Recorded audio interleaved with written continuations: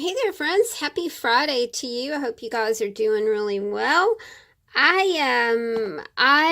am cat sitting, and I got um a great stash of boxes from my friends Jody and Tom, and was very excited about them, especially when I saw Jody's um Zest soap boxes. I was like, oh, those are so cool, and I really do enjoy playing with them, making little books out of them and things like that.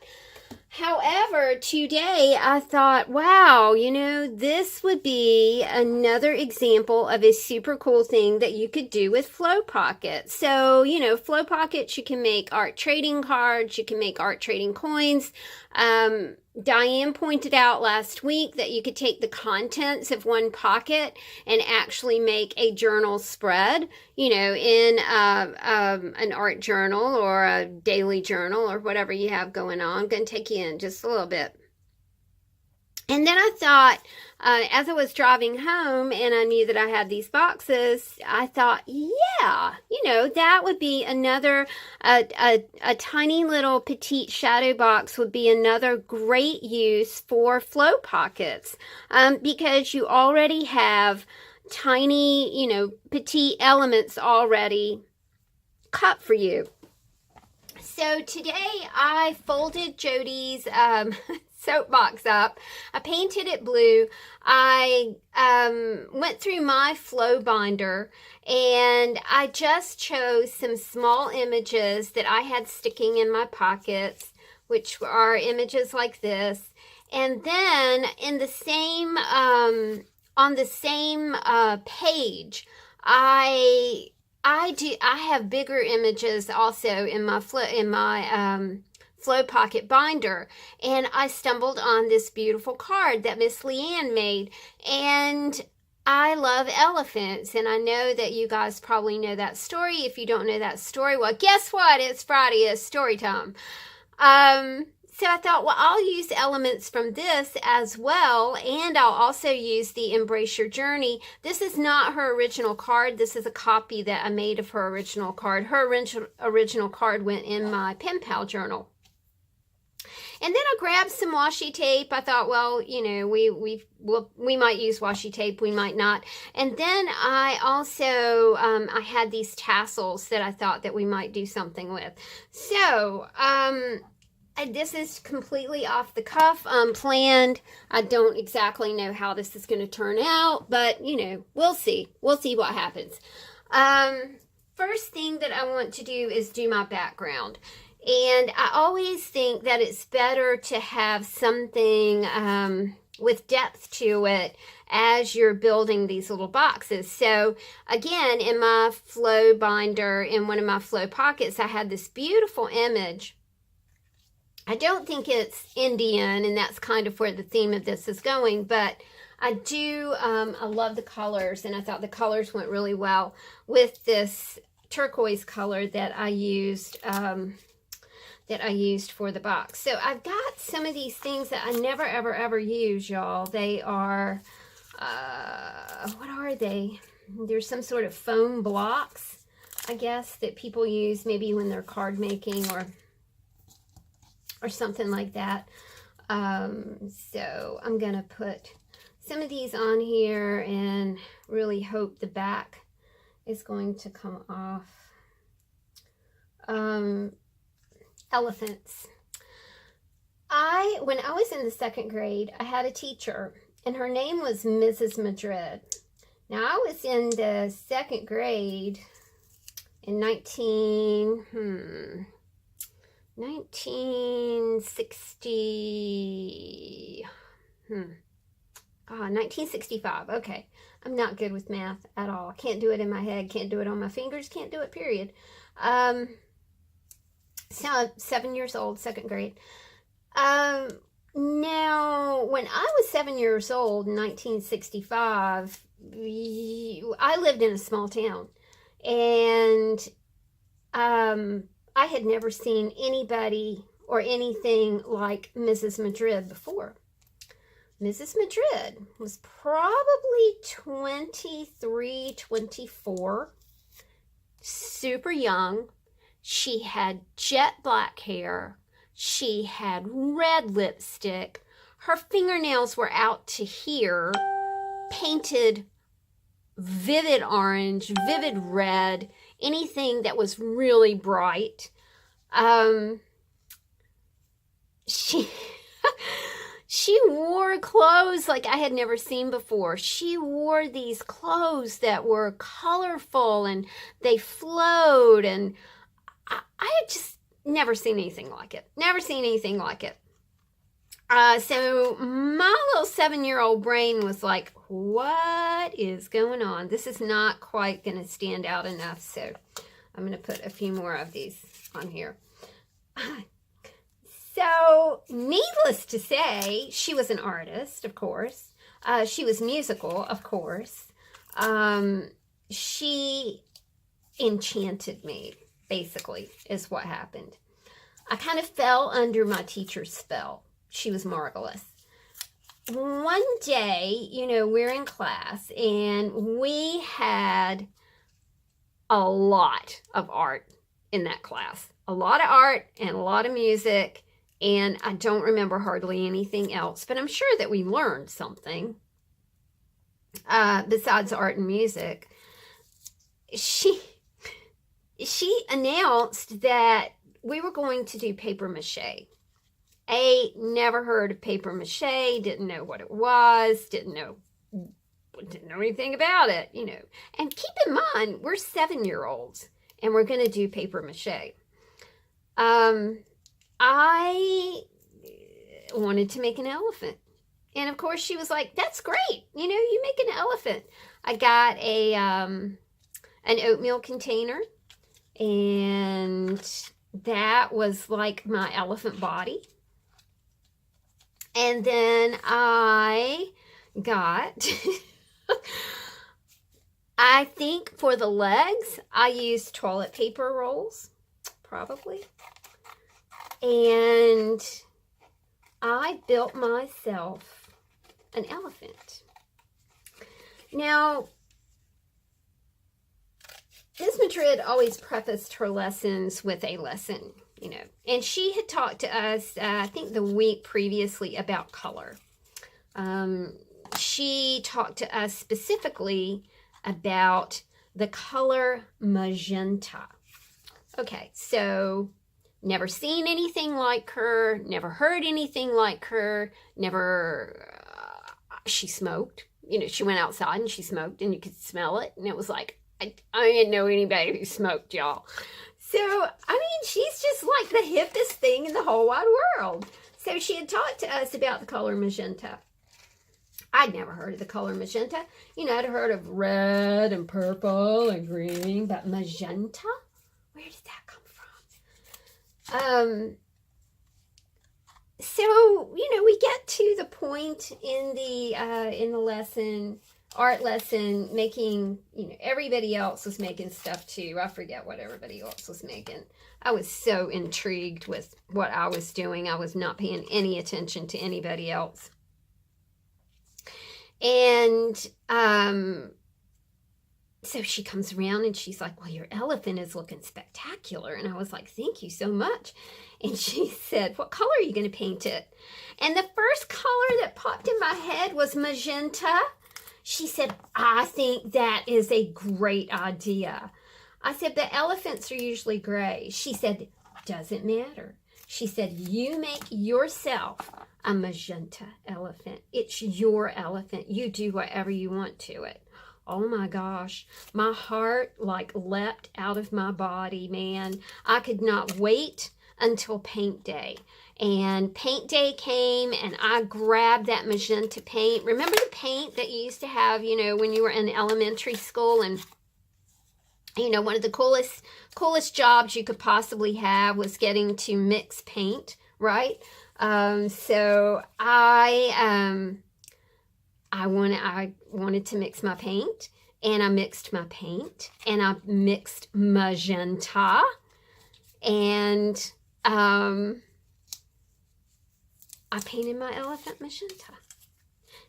It was the first time that I realized that I could kind of do what I wanted. You know, it was like, it was the discovery of that independent artist thing, you know, where you just do it, right? And you have no idea why you're doing it. Or I posted something on my Facebook page last week that said, I just want everybody to know, I want to make a public announcement that I have no idea of what I'm doing. And that is so true. Really don't know half the time what I'm doing, but I do it, which I think is really, really, really important. Seth Godin, I don't know if you guys know who he is. He is a motivational guru. Everybody should listen to him. He calls it shipping. Every day you get up, you create something, you write, you draw, you paint, you develop a new software program, and then you ship it, man. You get it out into the world. And he calls it shipping. And he is a big advocate of daily shipping.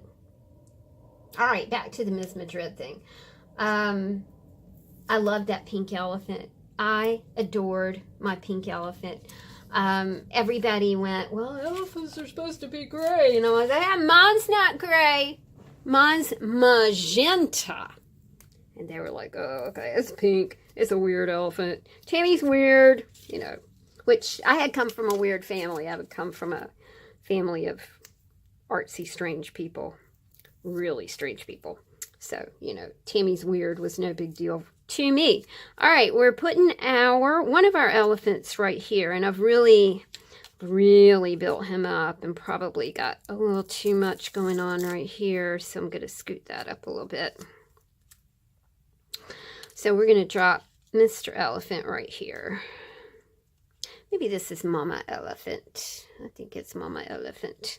And then I think this is going to be her baby elephant over here. I'm going to fussy cut this a little bit more. Anyway, later that year in 2nd grade, Mrs. Madrid announces that we are going, this whole 2nd grade is going to perform at the high school, and we are going to perform songs from The Sound of Music, which was a spectacular hit. And we rehearsed, and we rehearsed, and we rehearsed. And friends, when I was standing on that bleacher, I knew what I was singing, climb every mountain, ford every stream, follow every rainbow, till you find your dream. Yep, that was it. I was done. I was going to be a musician. So that's what happened. And that is the way that I lived.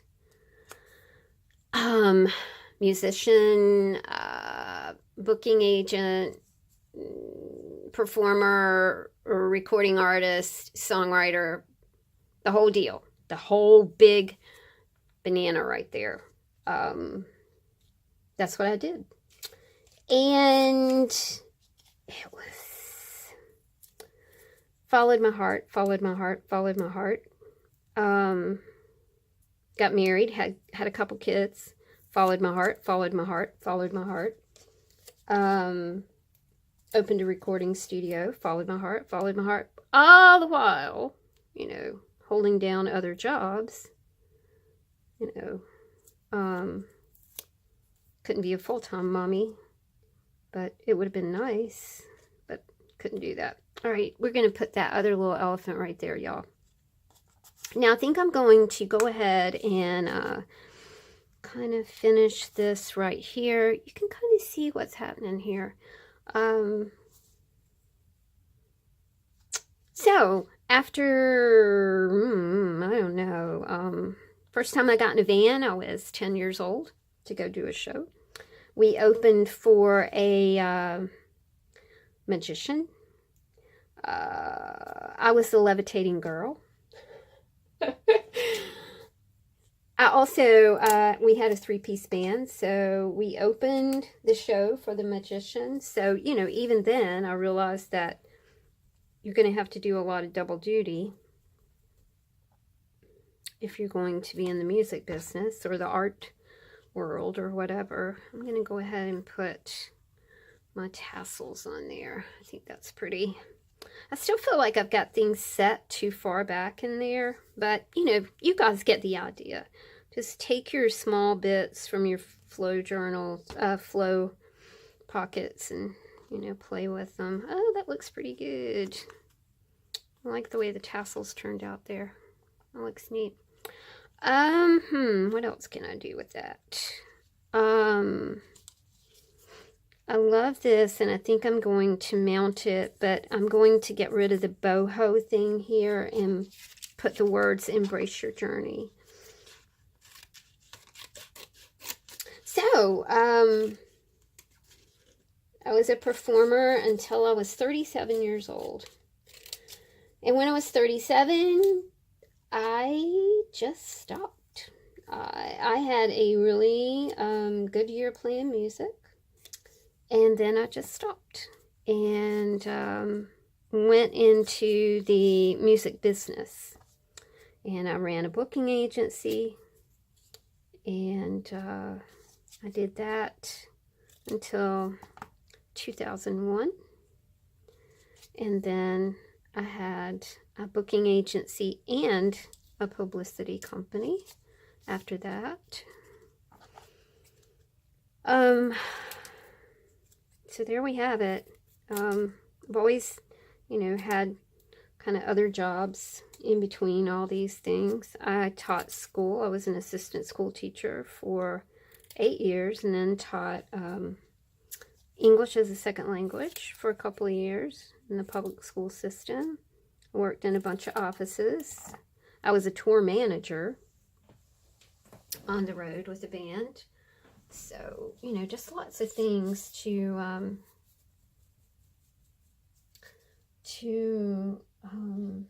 do. And none of them presented any kind of security for later on in life, which I kind of am frightened of. Not frightened. It's just another challenge. You know, not frightened. I didn't mean frightened at all.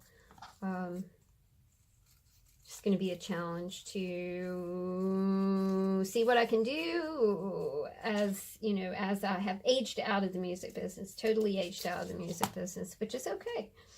You know, you age out of things, no big whoop. Okay, we're going to do Embrace Your Journey right here.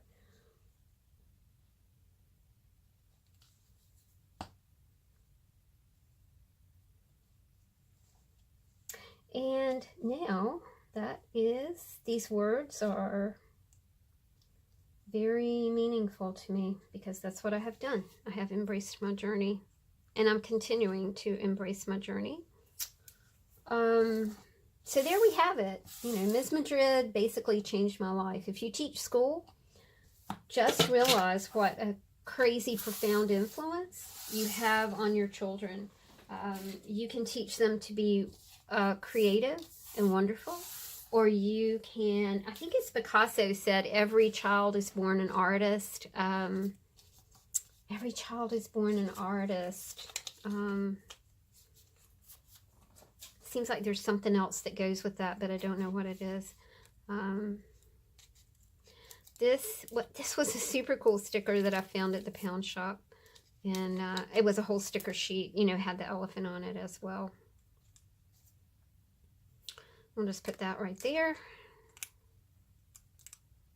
It says, embrace your journey. Anyway, if you teach school, if you have any contact with children at all, just remember what a super profound influence you can be on kids. You know, they are like little sponges. They just soak everything up. And it's just it's a marvelous thing. Later in life, when I was teaching school, Mrs. Madrid was teaching exceptional children. So I got to be reacquainted with the teacher that actually changed my whole life. So there we go, guys. There is a little story for you. That's why elephants are quite precious to me. I love them. Maybe one of these days I will see an elephant in actual person. I think that would be kind of super cool. All right, you guys, thanks for listening to me babble on. I hope that you'll use your elements in your flow pockets to do a miniature shadow box and have fun doing it. And don't forget, embrace your journey. Thanks, y'all. Talk to you soon.